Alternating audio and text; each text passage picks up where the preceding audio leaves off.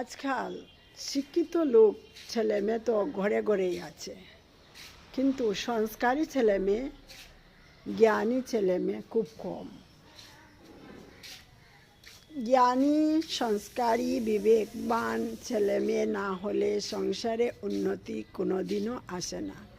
তাই এই সংস্কারী বা জ্ঞানী শিক্ষার সাথে সাথে সব ছেলে মেয়েদেরকে বিশেষ করে মায়ের কর্তব্য নিজের ছেলে মেয়েকে সংস্কারগুলোকেও শিক্ষা দেওয়া। কারণ সংস্কার যদি না শিখেতে ভবিষ্যতে যে ছেলে মেয়েগুলো ভালো হবে না।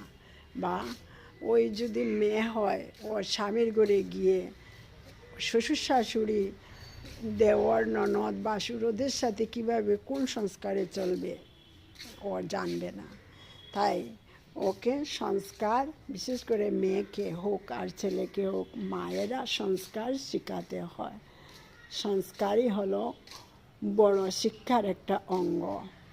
তাই সংস্কার কী জিনিস, বিবেক কী জিনিস, জ্ঞান কী জিনিস, বুদ্ধি কী জিনিস, এই জিনিসগুলোকে মা সন্তানদেরকে শিক্ষার সাথে সাথে এইগুলোকে শেখানোর চেষ্টা করা আবশ্যক।